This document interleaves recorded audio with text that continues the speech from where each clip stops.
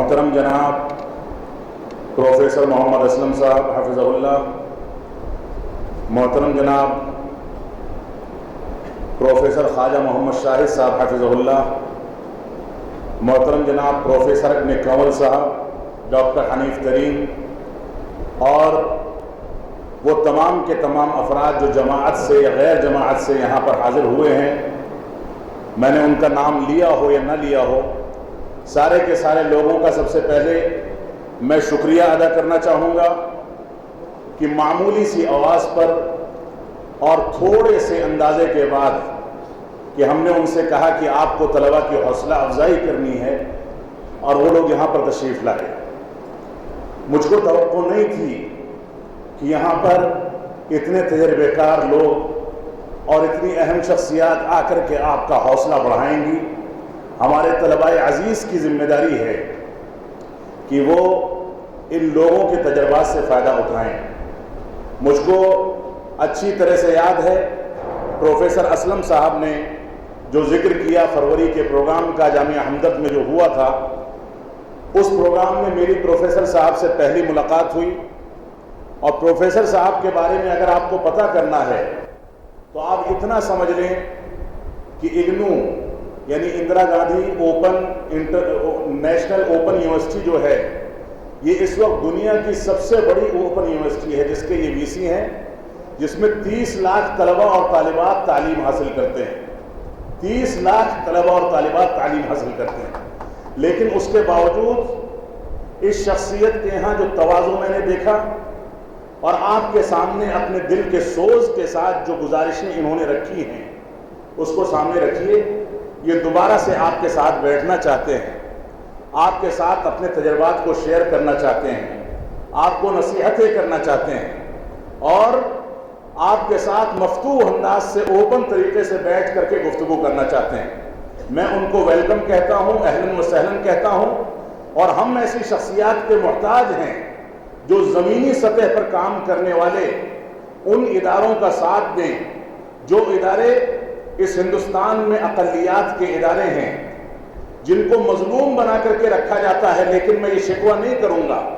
یہ مظلومیت ہمارے اپنے عملی کوتاہیوں کی وجہ سے ہے، ان کو نظر انداز کیا جاتا ہے۔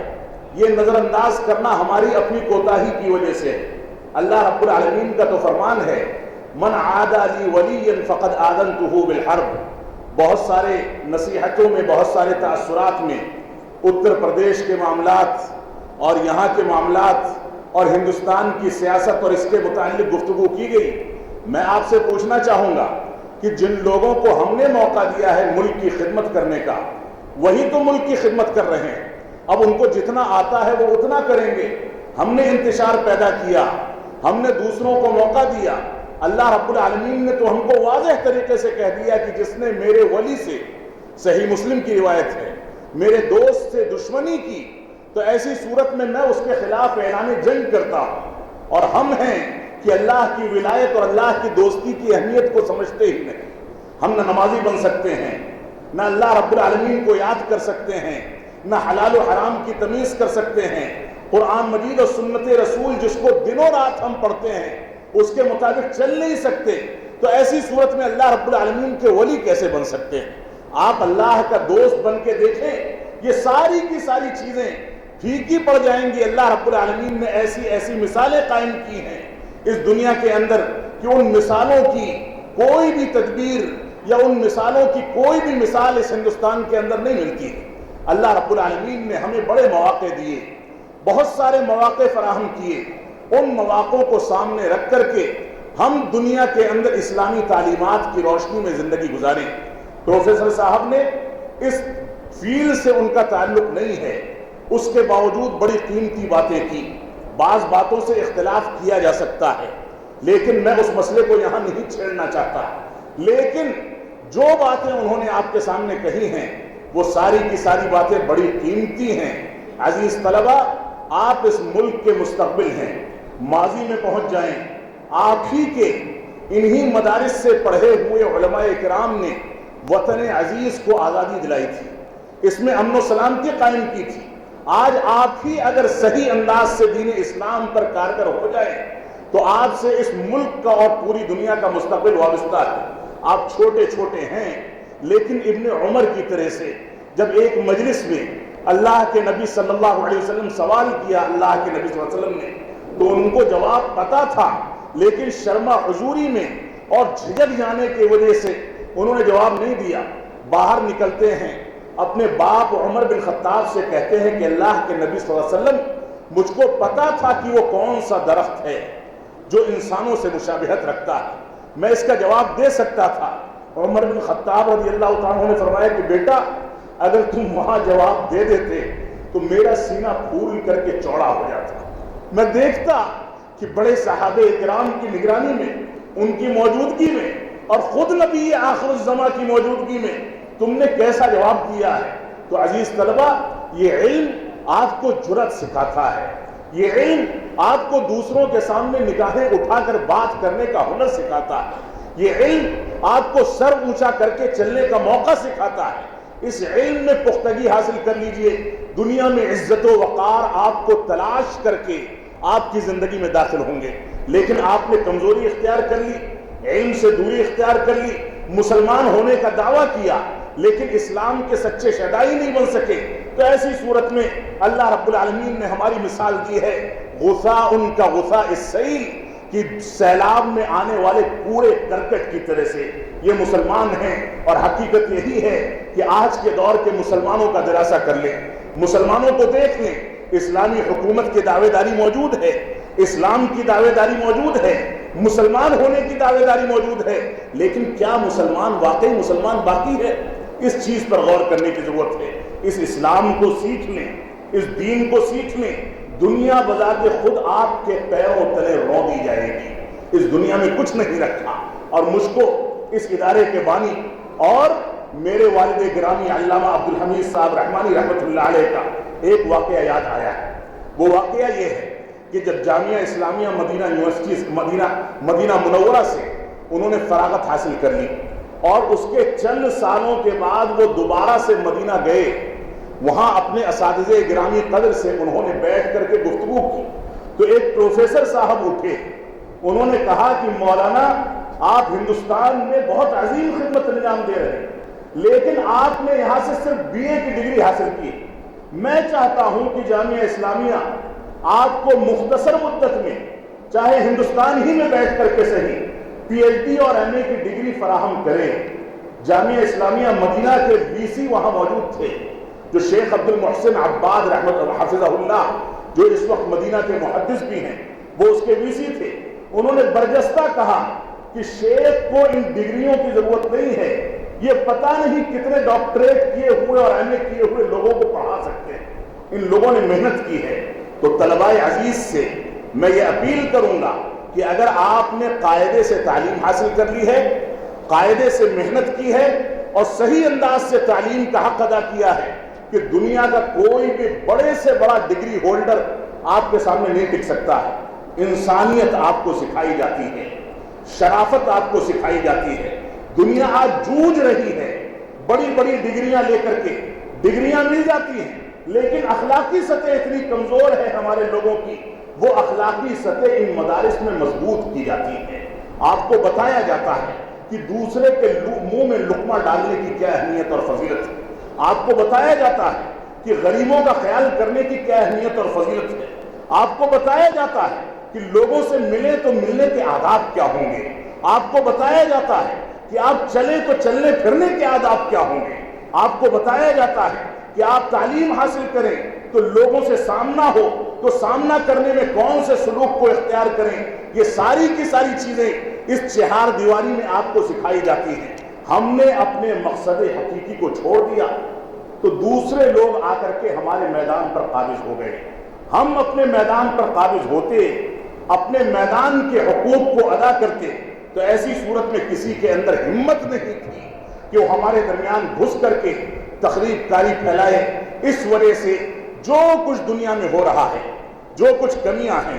جو کچھ کوتاہیاں ہیں, ہم جن مصائب کا سامنا کرتے ہیں, اللہ کے واسطے دوسروں کو دوش دینا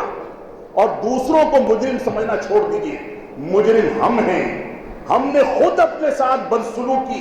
اور غیر اخلاقی حرکتیں کی ہیں، جس کے نتیجے میں اللہ رب العالمین نے ہم کو کوڑے کرکٹ کی طرح سے چھوڑ دیا ہے کہ جاؤ، تم اللہ کے نہیں ہو سکے تو دنیا کے کیسے ہوگے؟ تم اللہ کے نہیں ہو سکے تو اپنے ماں باپ کے کیسے ہوگے؟ تم اللہ کے نہیں ہو سکے تو اپنے خاندان کے کیسے ہوگے؟ اپنے مدارس کے کیسے ہوگے؟ تو عزیز طلبہ، آپ سے بڑی امیدیں ہیں، بڑی امیدیں وابستہ ہیں۔ آپ ان اخلاقیات کو لے کر، سائنسی علوم کو لے کر، آپ کو سائنس بھی پڑھائی جاتی ہے، آپ کو حدیث بھی پڑھائی جاتی ہے، آپ کو میتھمیٹکس بھی پڑھائی جاتی ہے، آپ کو ہندی بھی پڑھائی جاتی ہے، آپ کو کمپیوٹر کی تعلیم بھی دی جاتی ہے۔ آپ کو یہاں رہ کر کے اس سال سے NCPUL کے ذریعے، اوپن اسکولنگ کے ذریعے آپ کو امتحانات بھی دلائے جائیں گے۔ یہ سارے کے سارے وسائل ہیں آپ کی ترقی کو تلاش کرنے کے، آپ کو آگے بڑھانے کے۔ یہ ادارے کے ذمہ داران اللہ کی قسم آپ کے روحانی ماں اور باپ ہیں۔ یہ آپ کی ترقی کے لیے ہمیشہ فکر مند ہیں۔ رات کے 2 بجے، رات کے 3 بجے بھی اگر آپ کی ترقی کے لیے کوئی مشن ہمارے سامنے آتا ہے تو ہم اس کو گنوانا نہیں چاہتے۔ اللہ رب العالمین ہم کو ان باتوں کی توفیق عطا فرمائے، اس پر مستقل طور سے جماعوں کے ساتھ چلنے کی توفیق عطا فرمائے، اور ان تمام کے تمام لوگوں کو جو یہاں پر آئے ہیں ان کے شکریہ کے ساتھ میں چند باتیں اور رکھوں گا 2 منٹ کے اندر اندر۔ آپ کی اسی تعلیمی ترقی کے لیے صرف ہندوستان نہیں، ہندوستان کی شخصیات نہیں، پوری دنیا کی شخصیات فکر مند ہیں۔ یہ ادارہ بظاہر جو دیکھنے میں چھوٹا موٹا ادارہ ہے، جس کو 1980 میں 4 کرائے کے کمروں پر شروع کیا گیا تھا، اور آج 2017 میں اس کے پاس 5000 بچے اور بچیاں ہیں جن کو یہ تعلیم دے رہا ہے۔ اس کی 22 برانچیں ہیں پورے ہندوستان میں جو تعلیمی مشن میں کام کر رہی ہیں۔ یہ ادارہ 1 سے 1.25 کروڑ روپے ماہانہ تعلیم کے بجٹ کے طور پر خرچ کرتا ہے۔ یہ ادارہ آپ کے لیے جو وسائل مہیا کرتا ہے، آپ کی ذمہ داری ہے کہ آپ اس کی شکر گزاری کریں، اس کی نیک نامی کا ذریعہ بنیں۔ میں ابھی گزشتہ ہفتے 15 روز پہلے مسجد نبوی، حرم نبوی شریف میں وہاں کے امام شیخ عبد المحسن قاسم حفظہ اللہ کے ساتھ،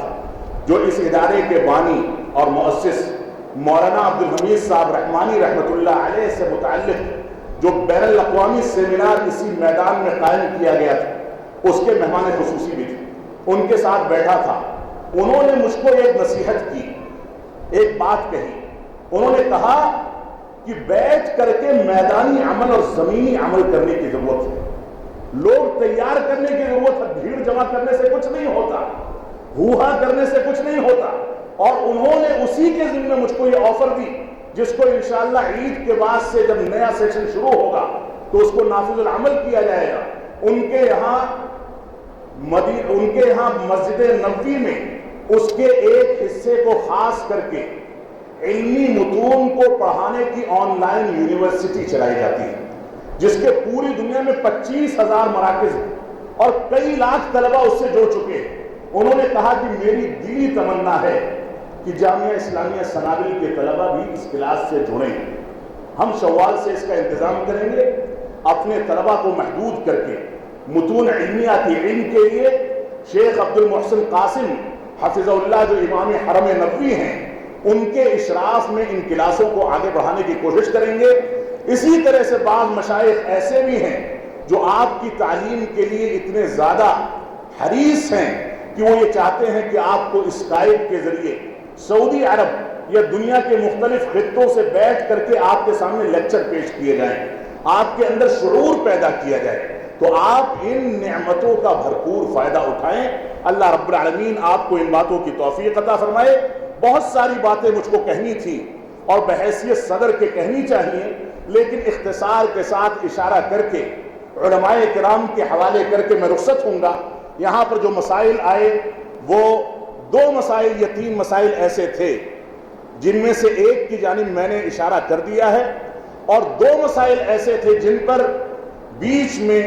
بعض لوگوں کے ذہنوں میں تشویش نظر آئی، وہ تالیاں بجانے سے متعلق ہے۔ پروفیسر اسلم صاحب حفظہ اللہ اور جن لوگوں نے اس پر حوصلہ افزائی کی، ہم ان کے شکر گزار ہیں۔ ان لوگوں کو ہو سکتا ہے اس چیز کی شرعی حیثیت کے بارے میں علم نہ ہو، لیکن ایک دوسری بات میں کرنا چاہوں گا، وہ بات یہ ہے کہ عالم اسلام کے معروف داعی اور معروف فقیہ اور مفتی شیخ محمد بن صالح عثیمین رحمۃ اللہ علیہ کو میں نے ابھی دیکھا انٹرنیٹ پر، تو انہوں نے یہ کہا ہے کہ اس کی مطلق ممانعت کی کوئی دلیل موجود نہیں، یعنی حوصلہ افزائی کے لیے اگر کوئی تالی بجاتا ہے تو اس میں مبالغہ کرنے سے بچا جائے، ورنہ مسلمان کا اصل طریقہ یہ ہے کہ ان کامیابیوں پر وہ دل میں سبحان اللہ اور اللہ اکبر کہے، یہ مسلمان کا اصل طریقہ ہے، دل میں کہے، آواز بلند کرنا یا اجتماعی شکل میں اللہ اکبر اور سبحان اللہ کہنے میں کیونکہ واویلا اٹھتا ہے، شور اٹھتا ہے، اس سے روکا گیا، علماء کرام اس سے منع کرتے ہیں۔ لیکن تالی بجانے کے بارے میں شیخ عثیمین کہتے ہیں کہ جس قسم سے منع کیا گیا ہے وہ مسجد حرام کے قریب کفار و مشرکین کا تالیہ بجانا تاکہ مسجد کے اندر مسلمان ڈسٹرب ہوں، ایک چیز۔ دوسری بات، تالیاں عورتوں کے لیے ہیں، مردوں کے لیے نہیں، یہ معروف مسئلہ ہے، یہ نماز کے ساتھ خاص ہے کہ اگر امام بھولنے لگے تو ایسی صورت میں عورتیں تالی بجا کر کے اس کو لقمہ دیں، یہ ایک طریقہ ہے۔ لیکن یہاں پر پھر بھی میں یہ گزارش کروں گا، ہمارے فضیلت الشیخ صلاح الدین مقبول صاحب نے اس کی جانب تنبیہ کی تھی اور حالات کا خیال کرتے ہوئے عربی زبان میں تھوڑی سی تنبیہ کی تھی۔ میں یہاں پر علماء کرام سے، اساتذہ کرام سے گزارش کروں گا کہ اس مسئلے پر مزید تحقیق کی جائے، اور جو قول میں نے ذکر کیا ہے شیخ عثیمین رحمۃ اللہ علیہ کا، اس کو بھی سامنے رکھا جائے، اور اس کے بعد آئندہ اس کے بارے میں گائیڈ لائن متعین کی جائے، کیونکہ یہ دینی مجلس ہے، علماء کرام موجود ہیں، میں مجلس کا صدر ہوں، اس وجہ سے میری ذمہ داری ہے کہ مجلس میں اٹھنے والی تمام بے چینیوں یا جو بھی امکانات ہے اعتراض اٹھنے کا، کہ ان کے سارے جوابات یا کم از کم کچھ نہ کچھ اشارہ اس کی جانب دے دوں۔ اللہ رب العالمین مجھ کو ان باتوں پر قائم رہنے کی توفیق عطا فرمائے، اور ہم تمام طلبہ کو، اساتذہ کو اور مہمانان گرامی کو اس بات کی توفیق عطا فرمائے کہ ان غریب طلباء عزیز کے لیے، ان سیدھے سادے شریف طلباء عزیز کے لیے، ان کی ترقی کے لیے یہ ہمیشہ کوشاں رہیں، اس ادارے کو آگے بڑھانے کے لیے، اس ادارے کو ترقی دینے کے لیے، اور ہندوستان میں جو بھی ادارے انصاف کے ساتھ اور امن و سلامتی کے ساتھ دوسروں سے الجھے بغیر، اتہام تراشی کیے بغیر، فتوے بازی کیے بغیر اس دنیا میں اور اس ملک میں تعلیم کی ترقی کے لیے کام کر رہے ہیں، ہم سب ان کے ساتھ ہیں۔ اللہ رب العالمین ہم سب کو مل جل کر تعلیم کی ترقی کے لیے آگے بڑھنے کی توفیق عطا فرمائے، کیونکہ یہی ایک ایسا ہتھیار ہے جس کی کمزوری کے نتیجے میں آج مسلمان پوری دنیا میں ناکام ہے۔ اللہ رب العالمین ہم کو اس میں بھی ترقی کرنے کی توفیق عطا فرمائے۔